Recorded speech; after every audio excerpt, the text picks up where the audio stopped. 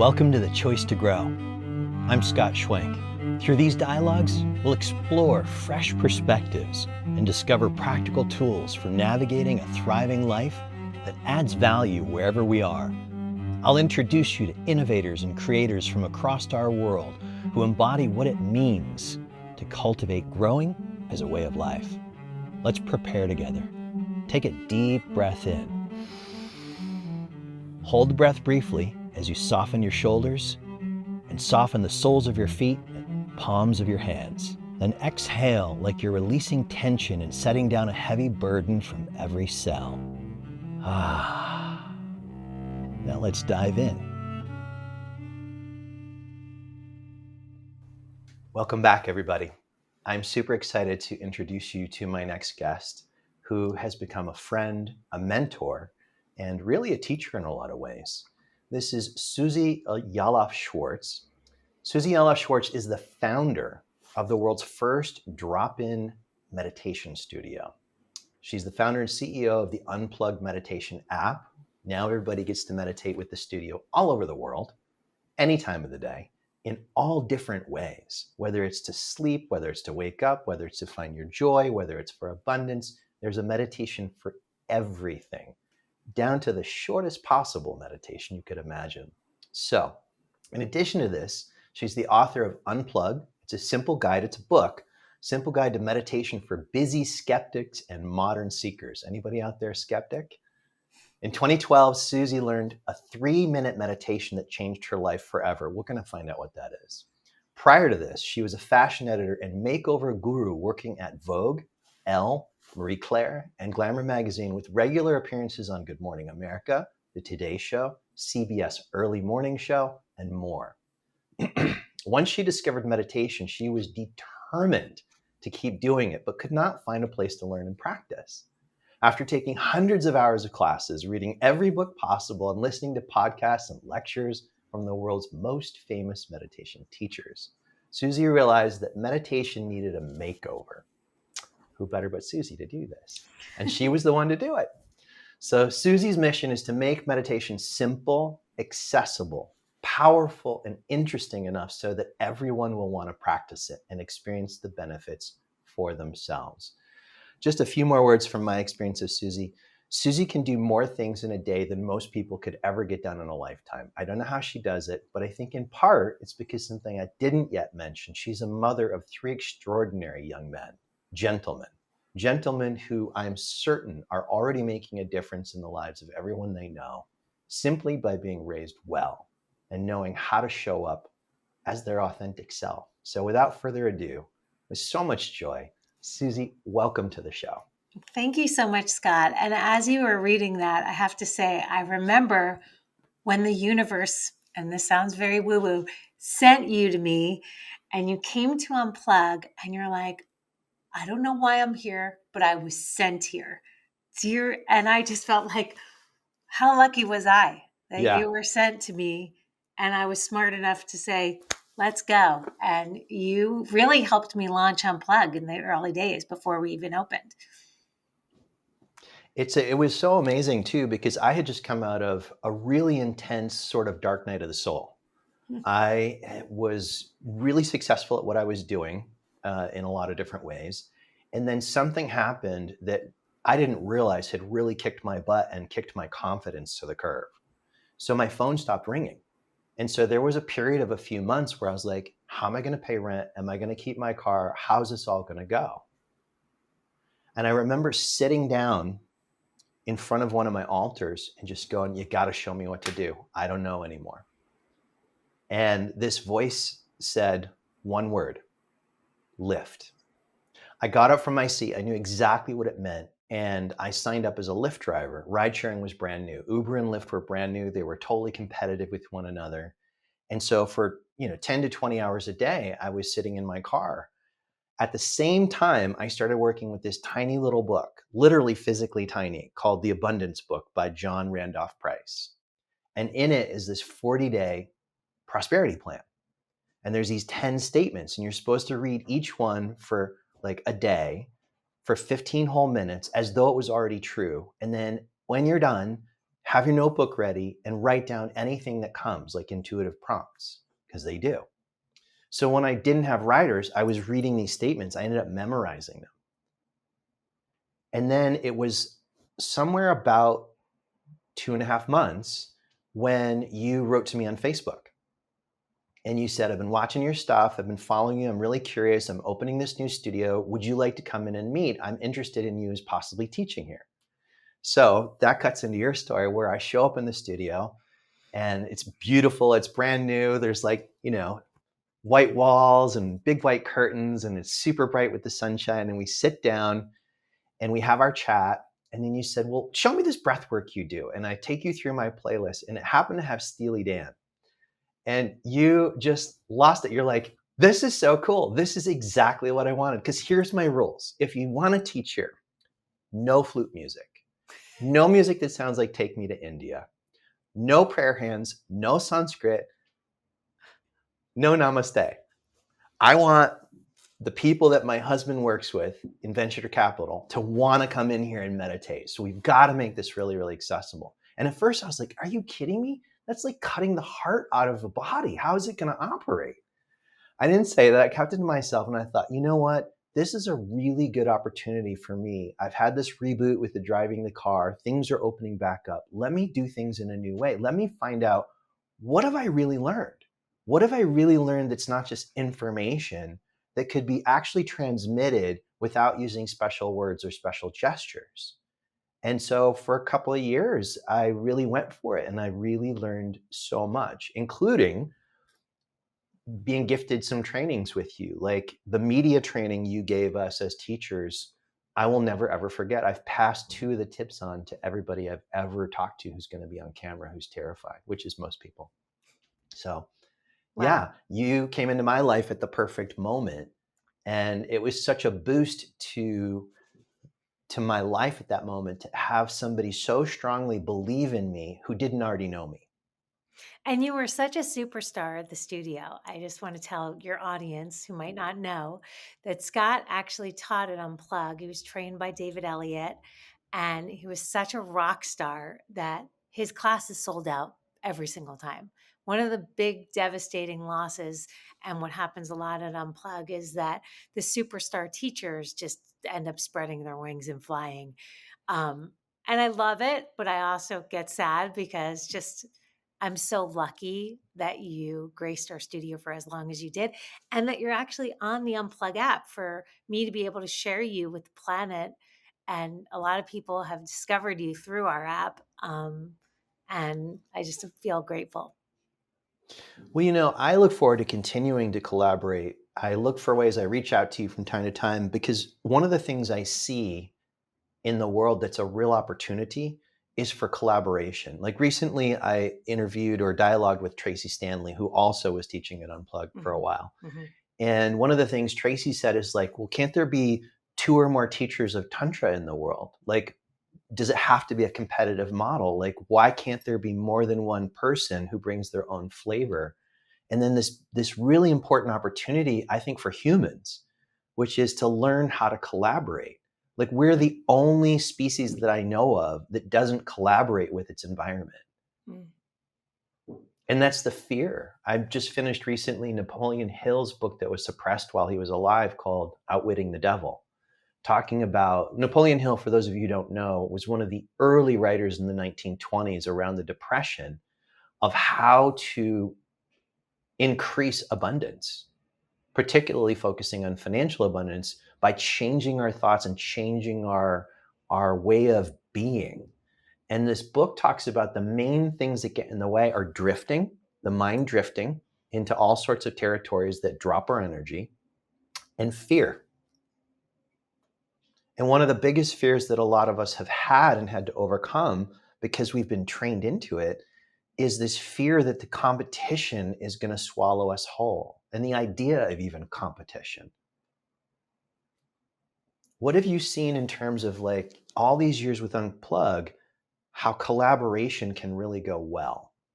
Well, one of my favorite things is when we used to have, and we still do, have these teacher meetings, and the teachers meet each other. And then they do double workshops or they kind of connect in some way. And we've done a lot of those. And these teachers end up really connecting and falling in love with each other. And I'm so grateful to be a part of that because I wanted to create an environment that didn't feel like as competitive as fashion, the previous environment that I was in. And one of the things that I wanted to do when I opened up Unplug was meet new people and surround myself by interesting people that teach me things that I trusted. And Mm. I really feel like I was lucky to, one, seek out those people like you, and two, have those people flock to me. So I feel like it's been a very collaborative environment for the teachers and for the students and even the community who connected in the lobby and then go out for dinner together and connect with each other and take it off property. And I love that. Right. So meditation, what was this 3-minute meditation you were shown that really opened the doors and changed your life before you opened the studio? What's so interesting is I was just listening to it on the Unplug app by John Sahakian. So my mother-in-law taught me this pretty much this meditation called the 3-minute cure that John Sahakian has on the Unplug app. And I didn't even put two and two together. But basically what it was closing our eyes, bringing our awareness to the breath, counting the breath in for 4, holding, exhaling for 6, and continuing to do so. And then visualizing our happy place. Mine is Jamaica, but other people, it could be their bed, it could be the river, it could be whatever it is. And then when you open your eyes, you just feel lighter. One, slowing down Mm. your breath, sending a signal to your brain that everything's okay, taking you out of fight or flight, and then visualizing your happy place genuinely makes you feel happier just thinking that you're there. And it was those two things done in a 3-minute meditation that took me from really stressed to really calm. And I couldn't believe it was that easy. And then I went on a quest to discover more and learn more, only to And you find learned that a lot her of original, systems. what? You learned a lot of different systems over these years. Like you I went have through, to I say think in I've the early learned them days, all. mine MBSR or what? I've studied mindfulness-based stress reduction, mindfulness, guided visualization, hypnosis, Vedic, TM, Zen. I tried them all. And I actually, like Olivia Rosewood, who was also one of our original teachers, who I love her. Saying her name just makes me feel lighter and happier. But Olivia said this quote to me, and she said, there's more ways to meditate than there are ways to make an egg. And I love all of them. And I have to say, I feel very similar to Olivia Rosewood in her book, Please Meditate, that really kind of guided the studio when I first read that book. Mm. Yeah, it's an interesting thing. What's changed in your view, if anything, about meditation and how to present it to the world to help people to grow from when you first started the studio to now? My personal journey was when I first started the studio, I would sit in the studio and I would hear every single voice on the street. I would hear every little, and I try to go race out and try to stop people talking on the street. Now I don't even hear, or I let them in and I don't care. So as you grow, your practice grows with you. And I'm still in development. And I have to say, this has been now 13 years that I've been meditating, 12 on a daily basis. And Mm. it's just been, it's a process. But how has my thought changed? It hasn't even changed a little bit. It's exactly the same. I do believe that there's only 3 things that happen in every meditation, and I've learned all of them. We breathe, we let it go, our mind wanders, and we come back. And every time I take a different technique and they say, no, no, no, this is different. I'm like, well, it's actually not different. It's okay. Now I'm adding a mantra. Mantra, let it go, mind wanders, come back. Present moment awareness, feeling Yeah. present, coming back. Mind wanders, coming back. It's all the same. I just want people to know how easy it is. And once you start actually doing it, at first it's hard because nobody wants to sit alone with their thoughts. But once you befriend your thoughts and see how interesting it is, you realize that like we're on autopilot. Do you hear that siren, by the way? Yeah. Okay, I'm sorry. Do you want me to wait? All good. No. Totally good. It's getting life louder. happening. Give It's me a like we're in second. New York City. It'll pass. It'll pass. Okay. Like clouds in the sky. I'm waving for your editor. So we are on autopilot. And one of the exercises that I do with a lot of my corporate clients is I time them for 2 minutes and have them write down every single thought that's in their brain. And then after that, I have them circle the thoughts that are important. And usually in those 2 minutes, they'll have somewhere between 14 and 22 thoughts, and they'll only circle one that was important. And the reason why I'm telling you this is because we are operating on autopilot. We have all these thoughts going on that are happening in our subconscious mind that we're not listening to because we're plugged in 24/7, looking at our phone any chance we get that we're not doing something. And we're not actually listening to the voice that's actually happening on autopilot inside of us. And that is bringing down our vibration. And as Heather Hayward likes to say, we need to unsubscribe to some of those thoughts. So I used to think my arms were 400 pounds, which they are not. And that was a thought that I had on repeat that I didn't even know that I was having. And it was a secondhand thought because it belonged to my lovely mother who gave it to me. And I realized that is not true. That is a waste of my time. And I want to focus on the thoughts that actually matter and are important to me. So when you finally listen to your own thoughts, you can understand what's going on autopilot and what you can acknowledge, say thank you, and goodbye to. I love listening to this because as a person who constructs courses that are meditation based or have meditation as a really strong through line, I can hear from when somebody begins to choose to practice meditation, they sit down and they notice these three things. In my world, it's breath, softening and relaxing the body, and returning. Returning to what changes as they grow and develop. But what I'm hearing is this growing and developing, like that first, maybe it's year or several for somebody, is literally maybe just about staying in the seat, the amount of time they said they were going to sit, and then not necessarily seeing much happen, except when they look at how they feel when they get up, they feel different than when they sat down, if they're asked to notice. Mm-hmm. But where you're talking about is the meditation has taken root enough that I can actually observe my thoughts as they're happening and cease, this is the way the Buddhists describe it, cease elaborating on those thoughts, whether we call it unsubscribing or just not elaborating them. Like I don't need to elaborate on them. Mm-hmm. And it's even a form of psychotherapy with oneself, the way you're describing, like, you know, in the world of shadow work that we call it, or parts work, there's three main types of shadow. There's projections, like, oh, I project that, you know, you don't like me, or you whatever, I make something up. Introjections, that's what your mom gave you. We all have introjections that become our beliefs about ourselves. They were introjected. And then, you know, this other thing called split ego states, I'm not going to break that down. It's too mentally complex. But like we get when we slow down, when I slow down, I come back into contact with what is totally non-attached and aware and already fulfilled.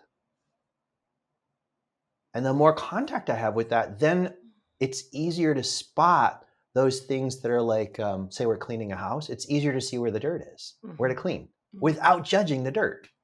I love that analogy. And Scott, you're also playing on my inner voice. You probably are hearing me quoting every single person here. I could quote you 1,000 times too, because I've meditated with you so many times on repeat. And there's so many times in my life where psychically you're so intuitive that you'll call me out of the blue and leave me a voice memo. And I'm like, how did he know I needed to hear that right now? And I think that's something that also comes with meditation. It doesn't need to be spiritual to start. But that's actually the fun part that comes later. And it's just going to happen, and then you're going to want more of it. But what I say to people is, just like we were saying, it's very simple to just breathe, let go, mind wanders, come back, or breathe, soften, let go, your mind will wander and you'll come back. But it doesn't need to be long to be effective. And anybody can do this. And it might be a little uncomfortable in the beginning to sit down with yourself. But as I don't know who said, Tony Robbins, if you can't sit down with yourself for 10 minutes, then how can you expect other people to want to? Let's just pause, everybody, and take a deep breath into that. That's really something for all of us. Let's just take a deep breath together. And as you exhale, everybody, let go through your whole body like you're setting down a heavy burden at the end of a day.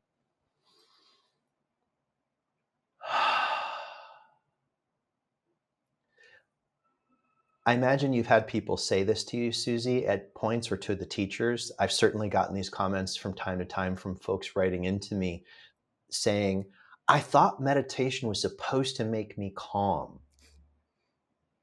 And I've had to say to them, there are meditations that attempt to do that and sometimes do, but really what meditation is an opportunity is to see what is. Well, the number one myth of meditation is that I'm supposed to stop my thoughts. And if I can't stop my thoughts, I'm doing it wrong. And most people think that they can't meditate because they think too much. And we all think too much. We all have between 5 to 80,000 thoughts every single day. Wow. And meditation is a way to notice those thoughts and still choose to come back to the present moment, your breath, a mantra, whatever that is that anchors you back to now. And once you start playing ping pong with your thoughts, because you're going to go there and then come back and go there and come back, you understand that you'll never be able to stop your thoughts. Even the Dalai Lama has thoughts. Yeah. Yeah. We all have thoughts. I mean, thoughts are just like part of having a body that has senses that are designed to sense the environment and threats and opportunities and alert us. And if I understand my thoughts that way, then I can actually, as you said at the front of our conversation, learn to befriend them and see what they have to say that's useful and what I can just kind of let go as noise. Mm-hmm. So then there's this conversation that I'm really excited to dive into a bit, which is there's our practice. There's our daily practice. For some people, it's multiple times a day. For those who've really worked with it, it becomes not something that's a special occasion on a cushion at different times a day, but a way I orient through my life, where meditation becomes the way I walk through the store, the way I walk through Grand Central, the way I walk through commotion. And both of us live in Los Angeles at this recording, and both of us, in very different ways, lived through the recent fires. Before I introduce your story, I was set, or the next group of people to get set to evacuate from the Hollywood fires. Mm-hmm. And so I was running around my house for the first time ever in my life, photographing, videotaping, thanks to you, telling me to videotape everything in case for insurance. Mm-hmm. And then just like shoot, like, what am I going to take and what am I going to leave with the possibility that I'll never see anything ever again that I don't take, and what really matters. That was interesting. Also interesting was the compassion I had to develop very quickly for myself, because I noticed I was in fight or flight. My heart rate was really moving fast, not knowing where things were going and how it was going to play out. And it was like time slowed down and sped up all at once. I had to make peace with the fight or flight was important at that moment so that I would move quickly. It was giving blood to the right places and cortisol so that I could focus. And at the same time, I was able to notice this baseline of calm and ease behind the fight or flight, and let that help me make the choice of what goes in the suitcase, what stays home and takes a chance. I didn't end up having to evacuate. I could see the fire from my roof, but I didn't end up having to evacuate. But it was an interesting long night of not knowing what was going to happen. Mm-hmm. Whereas Suze, on the other hand, and I'm going to let you tell your story and how meditation plays into this for you. Yeah. So I came to the studio and my husband said, you might want to come back to the house because there's a fire and I'm seeing a lot of smoke. And, people are saying that we may have to evacuate. So I went back to the house and I actually called the director of operations, Jelena Dixon's dad, because he lost his house in the Woolsey fire. And I'm like, well, what do I do? Just worst case scenario. He's like, you'll be lucky if you get to unpack. Stuff your car, grab as much as you can. If you have any kind of documents, and he told me all these things to take. So I came home and I was looking at Will Rogers and the smoke got bigger, bigger, bigger. And then we started seeing orange. And that's when my husband and I were like, we need to go. And I was lucky because in one hand, because I had spoken to him, was very conscious. So I grabbed the blueprints to my house, all my photo albums, and like a couple key things that mattered to me. I forgot a lot of things, but the key things, and I felt very present. And I have to say, I believe that was because I meditate. I felt very present and was consciously making choices and staying calm. Whereas my husband, on the other hand, was looking and he's like, should I take the blue shirt or the white shirt? I'm like, Mark, take both of them. Like he was just in a different state of mind. He was not in the same state of mind as I was. And I ended up luckily taking a bunch of stuff and being really on it. And then we left and we didn't know what we were doing. We came to Unplug. We were in the situation room of the upstairs office here, and we were trying to figure out where to go, what to do. And we ended up going to a hotel. And, my son ended up going to live with his friend who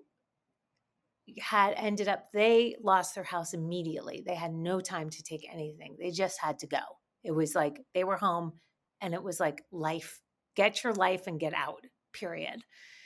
And he ended up staying with them.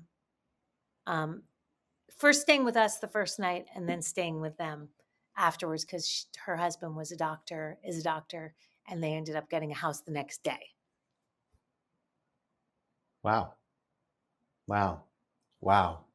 One of the things that I'm hearing in what you were sharing about just you and Mark at home is how a consistent and deep meditation practice over time sets us up to be able to lead others,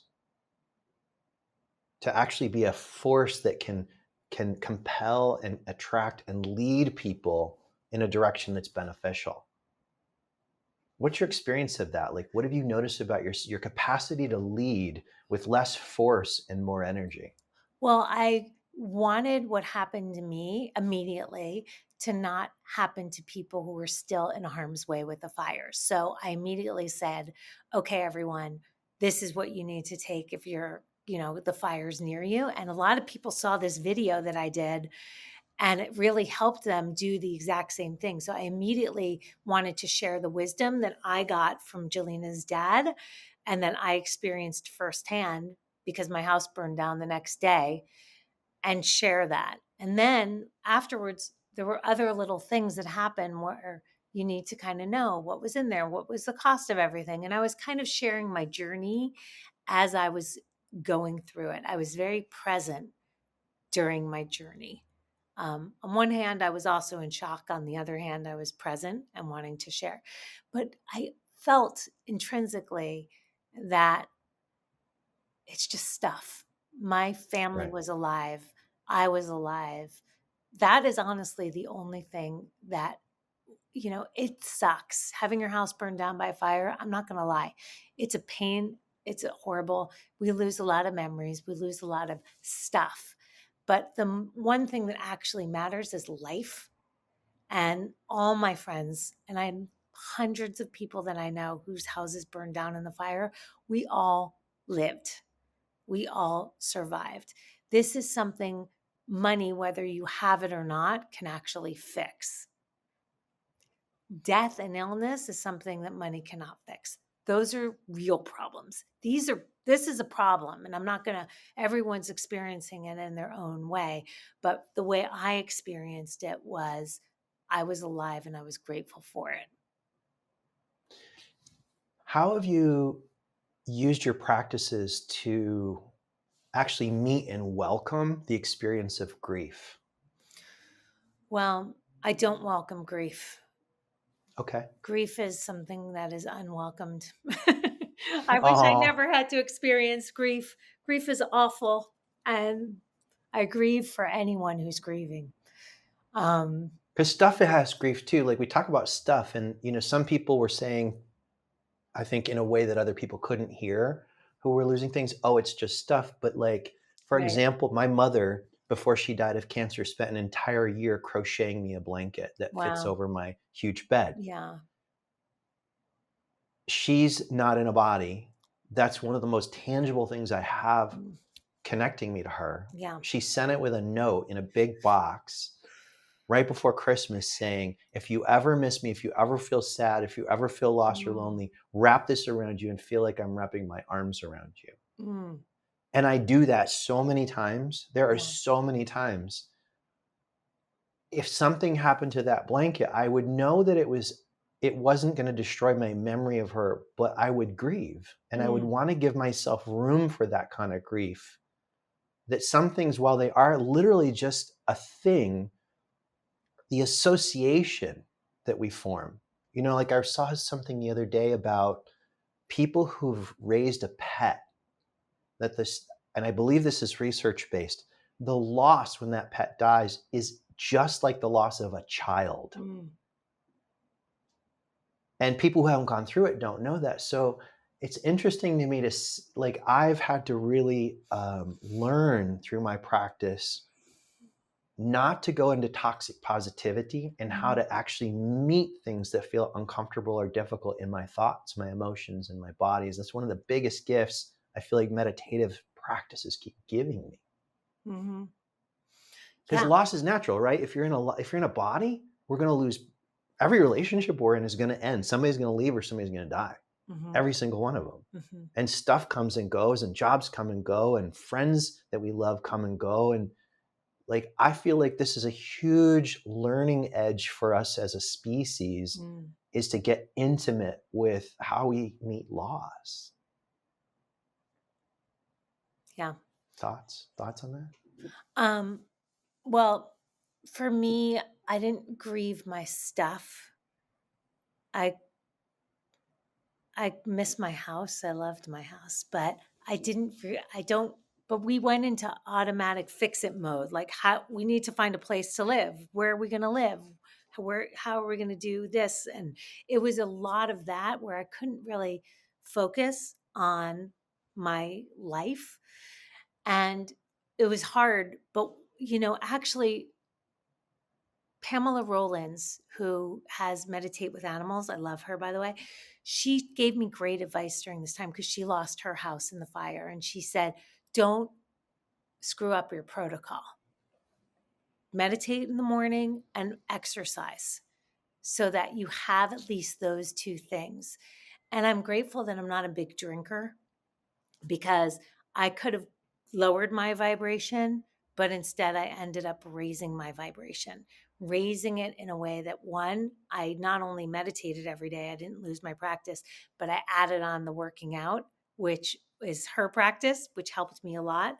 And I also added on the sharing and helping others during that moment of grief. But as I mentioned to you before, recently, my son's best friend's tennis partner died.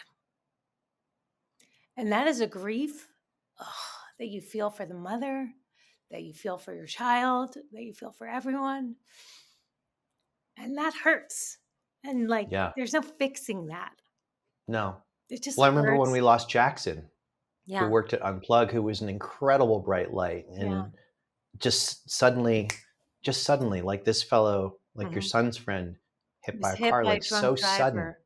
Yeah. I mean, that's the kind of grief that, I don't know, that hurts so hard that you don't even know what to do with. But my advice to people who are experiencing it is try to feel it. Try to not push it away, but try to scream and cry. And this is where breath work with you, Scott, I think would be insanely helpful for people to Yeah. just you're holding that space for trauma and grief, and you're really amazing at that. I am more of a happiness, my natural state is just joy and happiness. So when I'm grieving, it's very uncomfortable for me, and just allowing myself to feel it. That's been like a real practice. I really treasure you being raw and real about that. There's so many people out there, maybe you've met some of them, who might have a branded name as a teacher around the world. And yet, when nobody's looking, they're throwing staplers or they're raging at somebody, and they're not telling the truth about where their learning edges. The Dalai Lama tells his edges, like, here's where I've struggled. Mother Teresa wrote about, and they originally were trying to suppress her journals where she had doubt. There's so many of us. I'm one of them. The way I'm energetically designed is I come most alive when it's for others. Mm. And then I have had to learn and still learn how to include myself in that, like sense myself in that. So it's not like an arrow going out, but it's an inclusive thing. Mm-hmm.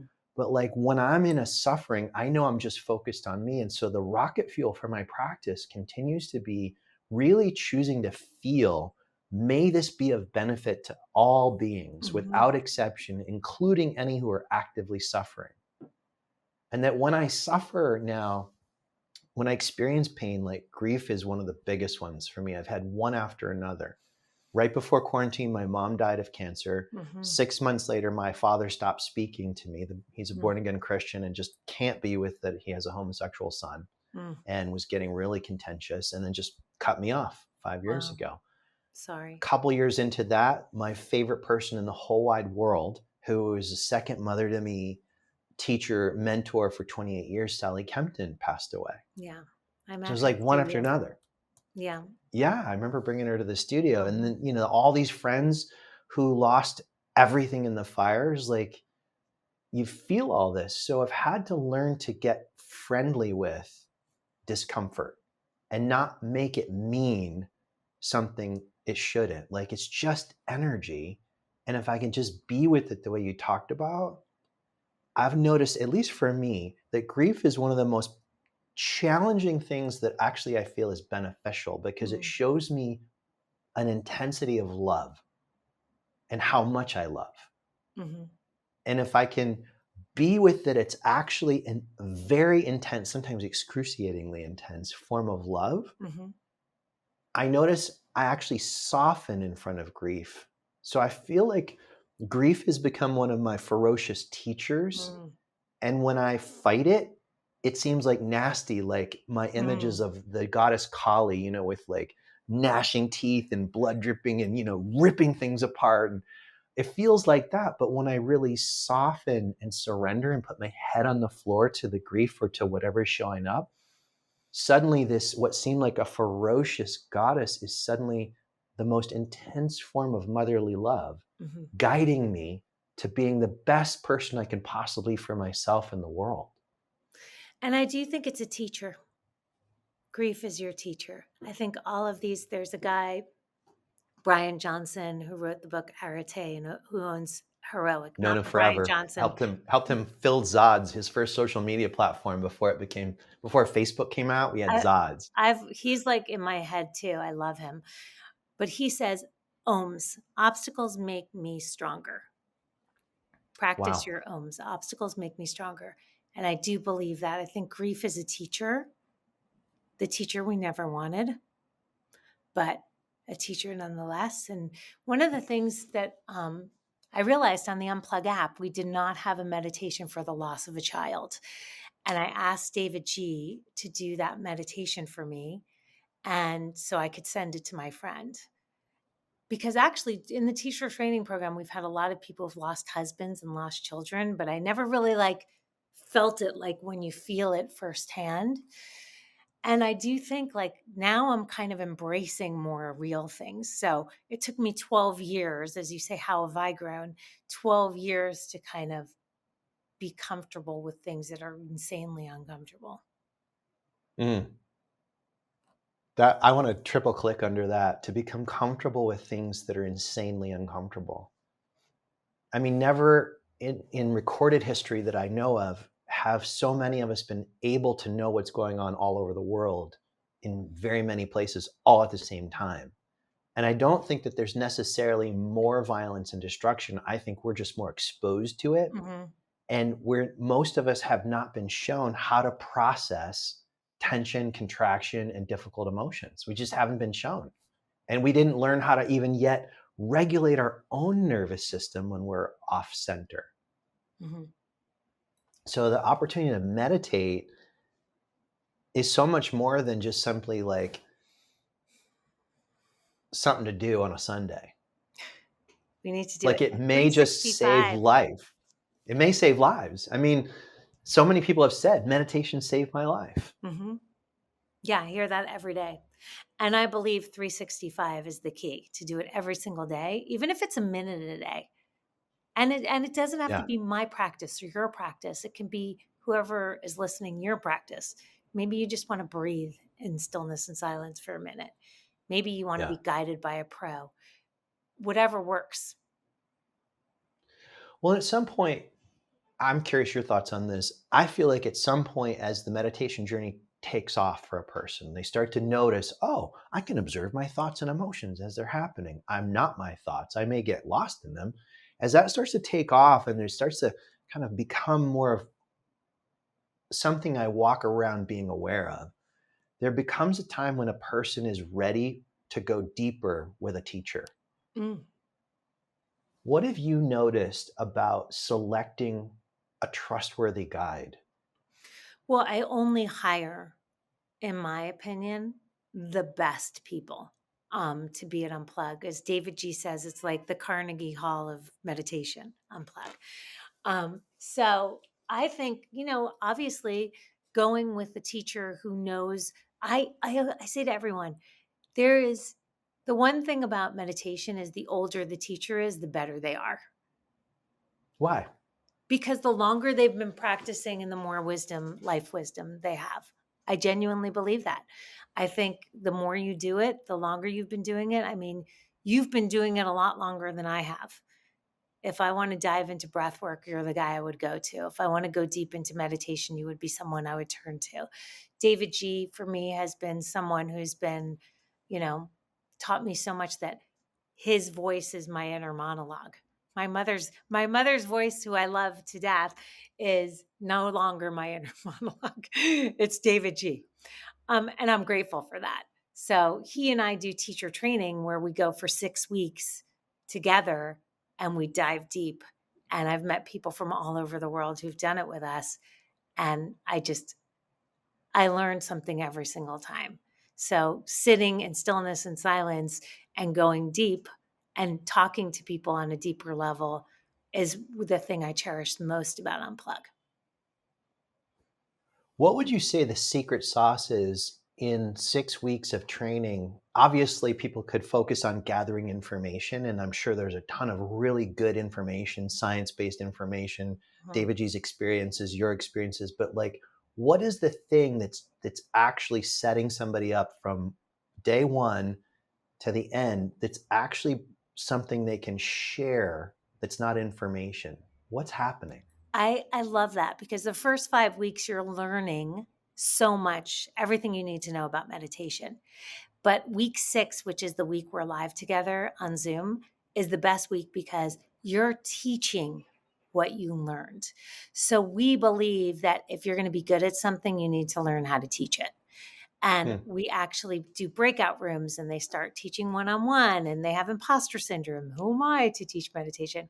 And then by the end of that week, they will have taught 14 times themselves and they're teaching on our global platform, whether Hmm. they want to or not, whether they plan on being a teacher or not. Most people don't do this training to become teacher. They do it to deepen their practice. But they're so surprised and so out of their comfort zone that they're actually teaching people, okay, 1, gratitude, 2, pain, 3, and we have them teach all the different types of meditation in their own voice, unscripted, based on everything that they've learned from in the past. And they're learning with you too, Scott, because every day they do a different meditation on the Unplug app in those 6 weeks. So they learn mindfulness and they learn mantra-based meditation and they learn yoga nidra and all the different techniques that our teachers teach in a simplified way. So then they're kind of doing their own version of that. And that's cool to watch. And I think that's the magic secret sauce. Do you feel like the people that you see that are what you could say maybe the best meditation teachers you see, whether they're brand new showing up or they've been around teaching for a long time, that did they come to the teaching already having some sort of a thing? Do they develop the thing? Is it a combination of both? Well, for me, with you specifically, Scott, like you transmute. And I know you know that you do that, but I feel that when I'm in the room with you, you don't even need to speak. I feel your transmission. And I know it's so weird for me to say that because that's like so not a Susie thing or not an unplug thing. But some teachers, like that's the level that is kind of the level that you hope to eventually get to. Um, but I think people with personalities that let those personalities come out and shine, like the Megan Monaghan's of the world, like they're just fun to be in that energy. And Megan, who's experienced so many life challenges, but is kind of such a great meditator that she just looks at them and smiles and says, "Thank you, sir. Can I have another?" Like we gain a lot from that. But I think it's something you can learn to do. I don't think everybody's born with it. I was the last person ever on the planet Earth to be teaching meditation. I'm the most impatient person. And it's something that I've been learning because I've done, the teacher training and I've meditated with so many amazing stars that now I feel comfortable with it. But it was not who I was, but it is who I am. Listening to you, I'm getting all sorts of imagery. Like it's starting with the sun and imagining the sun like projecting through like different windows or stained glass windows or through a prism, and all these ways that sun can flow. And it's like all the meditation teachers are tuning into some aspect of the sun, knowingly or unknowingly. And then the personality is the stained glass window, and every stained glass window is unique and should be. Mm-hmm. And And you to not find try your and blot that teachers. out. Yeah, you find your teachers too. There are people that you'll resonate with, and there are people that you won't resonate with. And some people I love resonate with people that I don't resonate with. And some people that I'm like, how can you not resonate with this person? Um, I'm so surprised by that. But I think we all have voices that work for us. And that's what I'm really proud of with especially the Unplug app is I, have a voice for everyone. Whether you are, you know, trans or straight or black or white or brown or whatever you are, um, you know, Republican or Democrat, doesn't even matter. There is someone on there for you that will resonate with you. I resonate with absolutely every single one of them, but I love the fact that there's so many different voices. There's so much unique energy coming at you. And it's all really simplified. And I remember Johnny O'Callahan saying to me that the hardest way to teach is to keep it simple. Agreed. To do less. To do less. And that really involves recognizing when my ego is getting involved, not to try and kill it off, but to go, okay, is there any part of me right now that needs you to see me some way? And I got to let that go. I got to let that go and treat it just like I'm in meditation, like any other thought. I mean, the skill sets that meditation has given me and continues to give me for being in relationship with other humans. How many people are hungry for intimacy with other humans? And I'm not talking about sex. I'm just talking about feeling seen and known and loved. And when we talk about meditation being available to everybody, we're talking about like this nourishing current of life that's actually available that we access through something we're calling meditation. Well, intimacy is actually available to everybody. And it's, from what I can tell, it's the same obstacles. I get involved in my thoughts. I go into some contracted gesture with my body and my breath. And then they feel it, we feel it, and then there's friction or discomfort or alienation. It's like, oh, well, what would be the simple version here? What could I take from my morning meditation that's simple and bring into this moment?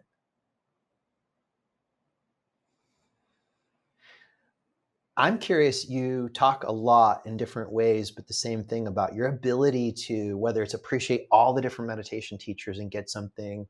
I have these pictures of you walking through art galleries and seeing something unique in every piece you're looking at. Mm-hmm. And at the same time as I'm seeing this, I have this feeling of like seeing you as a young woman and a little girl under your mother's tutelage. Like, what did you learn from Isla? What did you learn from your mother back there in New York City that showed you how to show up for life and give everything an opportunity? My mother is the greatest optimist on the planet Earth. You will never meet anyone more optimistic than my mom. In fact, as we speak, she is on the Queen Mary crossing from New York to London with her boyfriend at age 86, looking like 46. She lives life knowing that relationships and connection, she has a lunch date every single day, matter. And she loves people. And I'm so grateful that her love of people and love of life and way to look at things in an optimistic way have trickled onto me.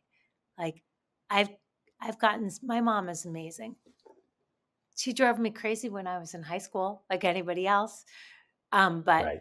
now, since I've been in college and beyond, and now I'm 58 years old, my mom, I just think she's the most magnificent human, and nothing's a problem. She doesn't watch the news because she just doesn't want to. She doesn't want to feel that. She wants to spend the rest of her life looking for the beauty, looking for the love, looking for the light.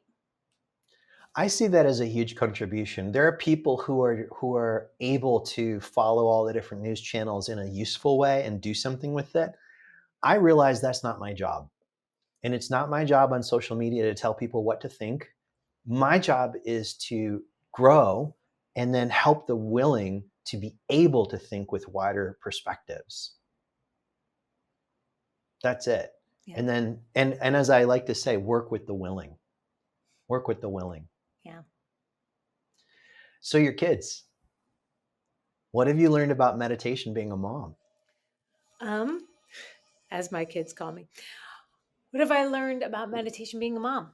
Patience, love, and you're not always right. Tell me about that. You're not You always know, right. you How does gotta that live in you your gotta life? be able to stop, pause, take a look at yourself, and apologize. I give myself sometimes I said a B plus in parenting. But my friend says that a 90% is still an A, so you could screw up on 10%. Definitely screwed up on the 10%. I there's a moment I'm very protective of my kids to a fault, maybe too much so, only because I was so wild when I was younger. So I assume that they're like me. There's a part of them like me, but I'm just so lucky. I just love them and they're so fun and so interesting and so different. And like, I love the age that they are now 18, 21, 23, and being able to connect with them as adults. And yeah, I've learned a lot. They're a mirror. Children are a mirror. They're a mirror to all the best parts of yourself, and they're a mirror to all the worst parts of yourself. So Mm. I fortunately and unfortunately get to see that often. But I'm grateful. I'm grateful that I get to, because not everyone got to be a parent. I was very lucky that I was able to be a mom. Um, and and I don't think parenting's for everyone. Were It's you hard. parenting while working full time in fashion? Yeah. Wow. Here's a funny story, and then I have to race, but let me tell you this hilarious story. I remember I was walking out of the Condé Nast building, and I was walking to the subway, and this woman who was younger than me was like, "How do you do it? How are you a mom of 3 kids, and you're on television, and you're like the head of the fashion department? How are you doing that?" And I was like, "Oh, well, I compartmentalized my life." And then right before I got on the subway, I'm like, "Oh." I had left my son at Condé Nast in the children's center. Ha! And I'm like, oh my God. And I had to run back into the building and go get him. And I wasn't doing it. Like that story encapsulates motherhood. Wow. We can't do it all. It's No. not perfect. It looks great. I look great on paper, but in reality, it is a messy thing. And you've got to love the mess. That might be your answer to my next question that I ask every single guest. So there's a quote that I share with my students over the years. It's one of my all-time favorite quotes, and it really can change a life when people really let it in a skillful way. So the quote comes from this amazing teacher who came from Japan in the last century and opened the Zen Center of San Francisco in the 60s, Shunryo Suzuki Roshi. And he would say, "Death is certain, but time is not. What is the most important thing?" So that's my question to you that I ask every guest. Death is certain, the time is not, Susie. What do you say for you? We don't have to agree, is the most important thing, and are you attending to it? I want to love everyone I come in contact with. I think that's the most important thing. Love the people around you, but make your love bubble wider. Make your love bubble wider. That's a beautiful place to complete. Thank you. Make your love bubble wider. The sun shines on everything, criminals, saints, trees, barren land. Like maybe love can be like that when we don't make it about our preferences or our aversions. Thank you so much for being here together and being in dialogue. These are not straight up interviews, as y'all are noticing. It's a dialogue, and a dialogue literally means to discover together. So I hope you who've been listening have discovered some things. I've discovered some things. I'm going to make my love bubble wider. It's simple. I can think about it. I can imagine it as something I could see, and it really touches my heart. So I hope it touches you too. Susie, any last words? That's it. You did pull the Barbara Walters thing as I'm crying over making my love bubble wider. I just want to say thank you. Thank you so much for having me on your show. And I think we're supposed to end in silence, correct? Yeah, we are. We're going to take 10 seconds, everybody, together in silence. So if you're seated in a place where you can do this, maybe you want to close your eyes or just kind of let them relax in an open gaze, not focusing on anything in particular. Take a couple of breaths and let your body set down tension like you're exhaling and setting down a heavy burden like a big suitcase from coming home from the airport. And we'll just sit together for 10 seconds in silence, savoring.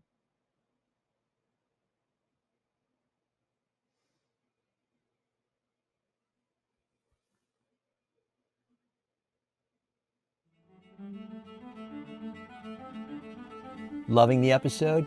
Click to follow, like, and share it as widely as possible. Want to go deeper with the choice to grow? Explore the show notes.